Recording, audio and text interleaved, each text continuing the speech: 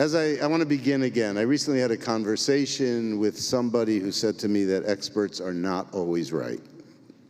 Sometimes we have to listen to the people, and we know that. It sounds, however, like a very popular kind of appeal, not to listen to experts. Our discussion was about governmental policy as it related to the advice of medical experts regarding COVID. I do disagree, though. I believe that expertise is critical.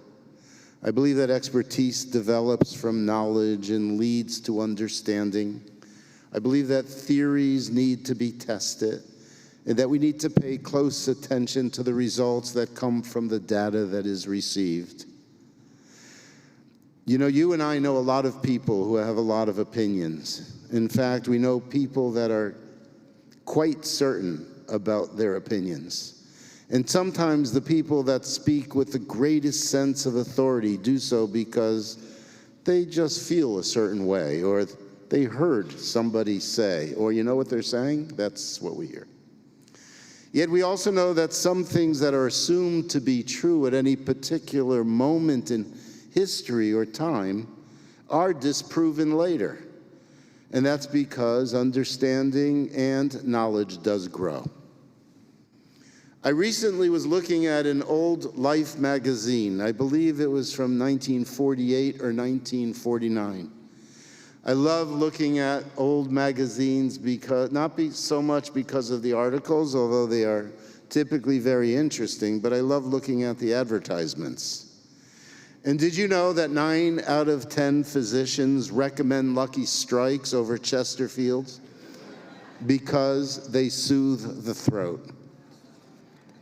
Things change, and it's very hard to find absolutes. Even the great Albert Einstein knew that, and he taught that. New understandings arise as history unfolds. Now there's an assumption that unity is high up on the scale of values for a people or a nation. Being unified is so important. And we, the Jewish people, either because of our history or in spite of our history, have always promoted the notion of the oneness of the Jewish people. It is absolutely essential, we believe. Yet, you and I know that there have been many times in our people's history when we have been deeply divided. And there were actually multiple schools of thought and groups and ways of viewing our people, our God, our texts, and our future. Early on in our history, there were the monarchists clamoring for a king, and those who believed that the monarchy would actually destroy the priesthood and thus the unity of the Jewish people. During the time of the Maccabees, there were the Hasmoneans and there were the Hasidim, the Zealots.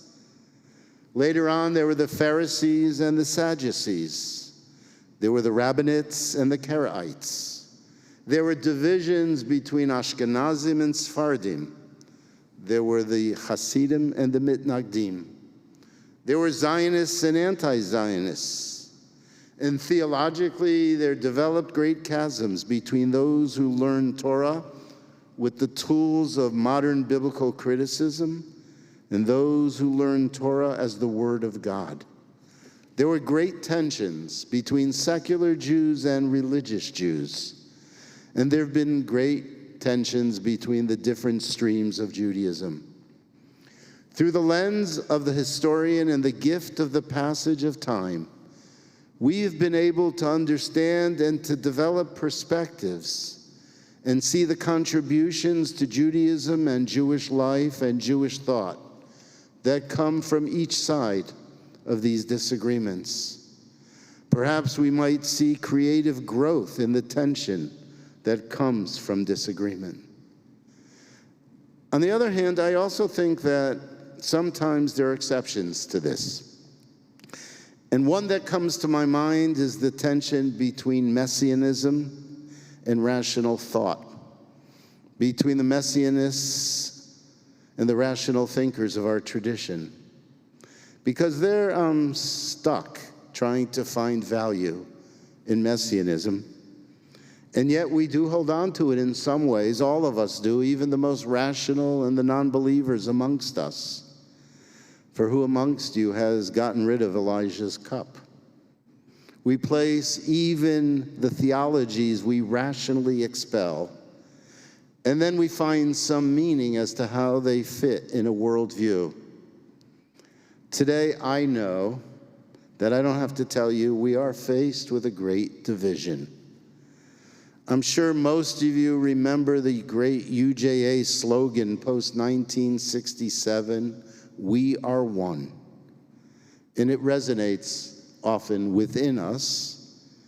And yet, sometimes we hear the words of leaders or organizations and we think, that's not who we are. When one group believes in tolerance and a group believes in tolerating even the intolerant, and the other group denies the legitimacy of the identity and the voice of the other, it doesn't take long for the loss of oneness. Unity is important, but unity can only survive amongst human beings when there is respect for diversity. And diversity implies the acceptance of difference, different ideas, different practices, and even different theologies.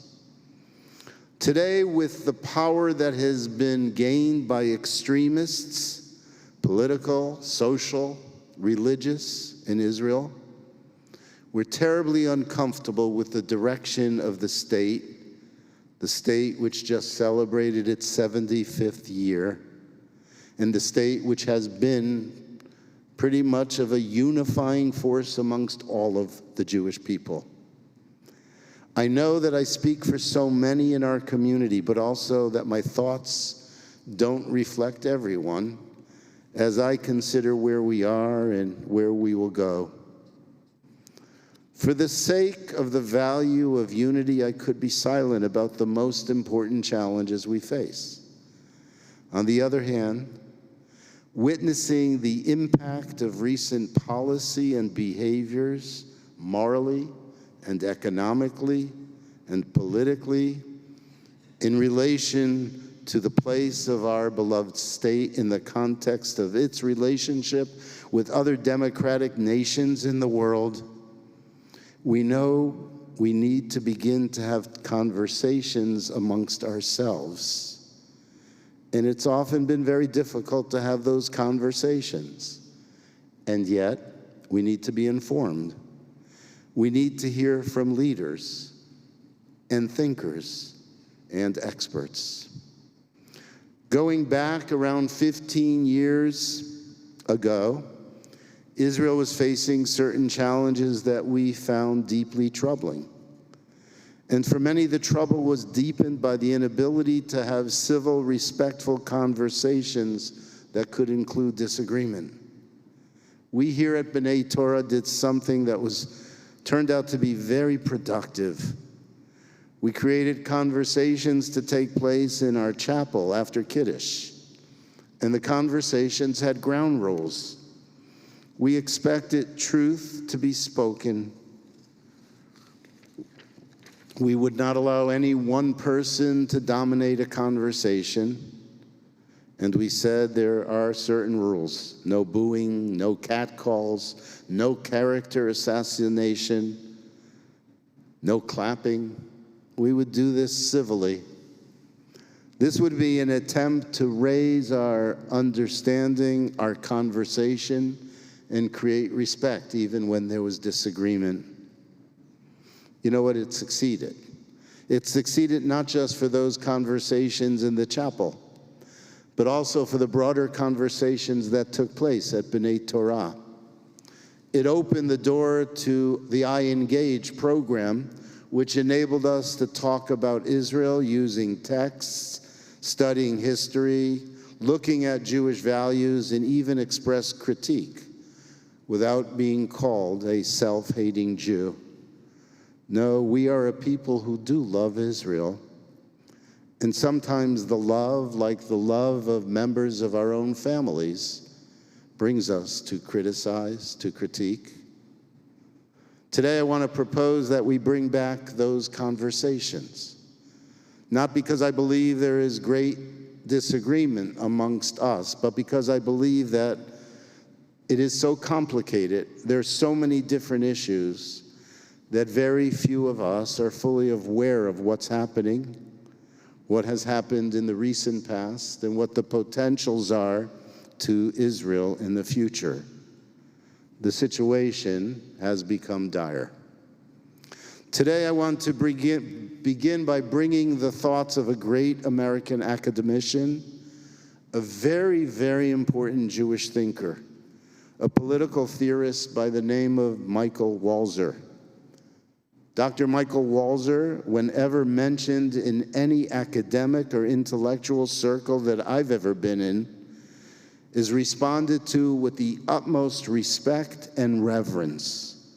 He's a careful speaker. He's a careful critic of every situation. One of the most thoughtful, philosophical, and political minds amongst the Jewish people. Let me tell you a little bit about him before I read his words to you. Walzer is an American political theorist and public intellectual. He was born in 1935. He's a professor emeritus at the Institute of Advanced Study at Princeton, the editor of a journal called Dissent, or the editor emeritus of Dissent, an intellectual magazine that he was affiliated with since he was an undergraduate at Brandeis. He's written books and essays on a wide range of topics, many of them in political ethics, including the concept of just and unjust war, which received international acclaim, nationalism, ethnicity, Zionism, economic justice, social critique, radicalism, tolerance, and political obligations. He's a contributing editor to the New Republic. He has written 27 books. He's published over 300 articles, essays, and book reviews. He's published in the New Republic, the New York Review of Books, the New York Times, the New Yorker, and New York Magazine, as well as Harper's. Obviously, he's Jewish. He graduated summa cum laude from Brandeis with a Bachelor's of Arts in History. He studied at Cambridge on a Fulbright scholarship, and his doctorate comes from Harvard. He's got, as we say, the cred. He has long argued that political theory must be grounded in the traditions and culture of particular societies. His most important intellectual contribution includes Just and Unjust Wars, as I said, a revitalization of just war theory that insists on the importance of ethics in wartime. At the same time, it eschews pacifism. This has had great influence on the ethics of war that's taught to the IDF, the theory of complex equality, which holds that the metric of just equality is not some single material or moral good, but rather that egalitarian justice demands that each good be distributed according to its social meaning, and that no good, be it money or political power, be allowed to dominate or distort the distribution of that which is good in other spheres. He was first employed in 1962 at Princeton in the political science department. He stayed there until 1966 when he moved to the government department at Harvard, where he taught until 1980. And then he became a permanent member of the School of Social Science at the Institute for Advanced Study at Princeton. Anyway, last week he wrote the following. It received wide attention. I don't know how many of you saw the article, but I want to share it with you. The article is entitled, "Don't Give Up on the Dream of a Liberal Israel, Not Yet. Reflections from the Diaspora." Here it goes. Writing in the late 19th century, Judah Leib Levin, an advocate of Jewish enlightenment, warned against settlement in Palestine. He wrote, "I worried about the Orthodox and feared the rabbis because of the air of Eretz Yisrael permeated with ancient prejudices where the maskilim, those who defended enlightenment, would be unable to bring their influence to bear. Other anti-Zionist intellectuals argued that it's not the heir of the land, but rather the very idea of a Jewish state that could lead inexorably to religious revival and ultra-nationalist politics. He continued, "I don't believe in any kind of historical determinism," he said. "The present far-right turn in Israel is indeed one of the possibilities that's inherent in Zionism, but it's not the only one. A secular and liberal Israel remains a possibility. A very large part of the country is in the streets fighting for those objectives. Yet too many of the Jews I know are ready to write them off. Demography, they say, works against liberalism. The occupation has gone too long. The founding ethos of the state has been definitively superseded." And I want to say to them, not yet. But what are diaspora Jews like me to make of the state today? First of all, if Israel's current government succeeds in all its current plans, Israel won't be a Jewish state in the simple sense of the two words. It will be a particular kind of Jewish state requiring adjectives like ultra-Orthodox or ultra-nationalists, at odds then with most of the people in world Jewry. In the diaspora, Judaism is a pluralist, multi-denominational religion. In the Israel projected by the far right, the state will be actively hostile to the leading diasporic denominations, more so perhaps than to Christianity and Islam, though it won't be welcoming to them either. In the largest diaspora community, the United States, the politics of the Jewish people is overwhelmingly liberal, a kind of cautious center-leftism. This is the historic politics of a minority people that relies for its safety on the rights that liberal democracy guarantees. A truly Jewish state cannot override those rights. But that's what Israel's government is doing right now. It denies the rights of Israeli Arabs. It represses Palestinians on the West Bank. It entrenches ultra-Orthodox courts that rule again and again and again against women. And its aim is to make all this legally definitive, part of the very definition of the state. He goes on and he asks the following question: so what's a liberal Zionist to do?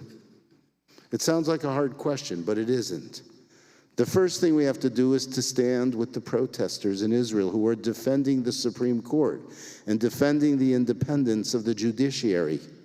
I mean, actively, literally, stand with the protesters.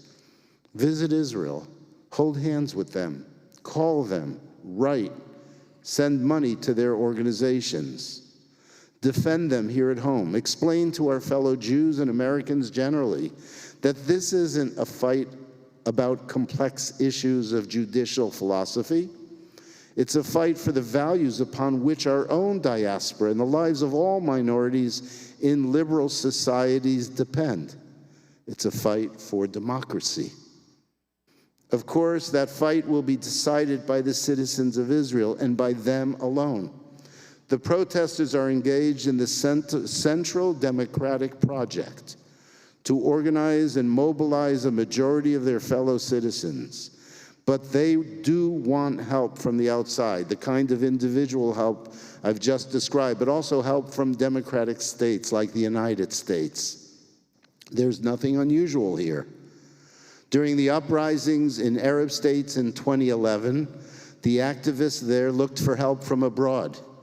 It is and should be a feature of American foreign policy to promote democracy wherever it is at risk, wherever men and women are fighting to make democracy work. Promoting democracy isn't a coercive project. Its means are moral exhortation, political solidarity, and diplomatic pressure. Helping Israelis keep their democracy requires both elements, the diplomatic and the personal.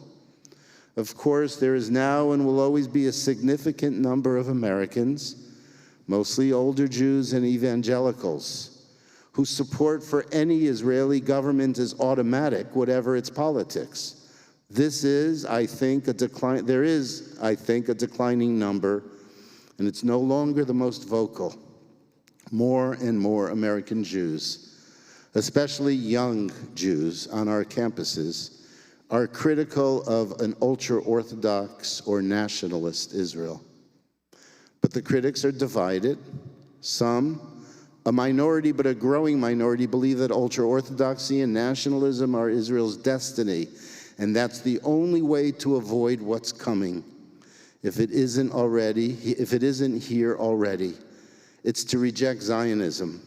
Jews, they argue, should be a protected minority in a binational or Palestinian state. If Israel's nationalist and religious zealots triumph definitively, that might well be the only thing to do. Liberal Zionism may have reached its end. But the defenders of Israeli democracy, the men and the women in the streets, are saying, no, we're not there yet. We're not even close.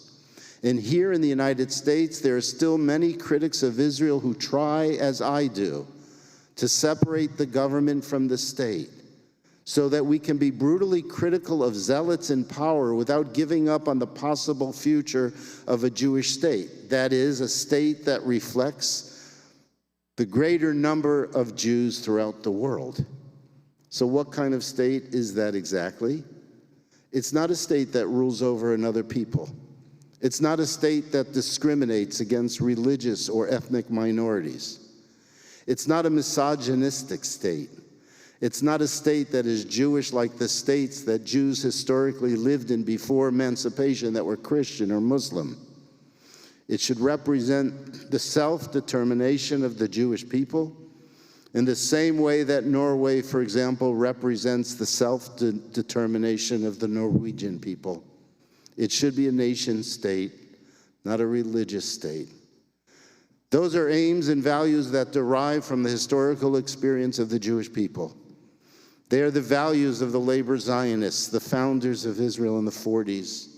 They're forcefully expressed in Israel's Declaration of Independence with its promise to ensure complete equality of social and political rights to all its inhabitants, irrespective of religion, race, or sex. So the country is divided, bitterly divided, as we are told every other minute. But more important than the division is the extraordinary uprising that we're seeing. Hundreds of thousands of Israelis, patriotic Israelis, waving blue and white flags, liberal Zionists, or whatever they call themselves. These are the true defenders of a state that could rightly be called Jewish. Jews everywhere, and small d Democrats everywhere, should support the men and women struggling to sustain those values, to create an effective majority for democracy. The stakes are high, but it isn't hard at all to know what needs to be done. And that's the end of Walzer's article. This is his plea to his friends that are American Jews, American Jewish Zionists. And I say, we need to talk. We need to talk openly. We need to talk more and more about it. The openness in America, the agencies of our people in America who ask for our support and our money, they need to enter into this conversation. They cannot exist pretending that this problem is not as dire as it is. We need to be speaking about what we do and who we support.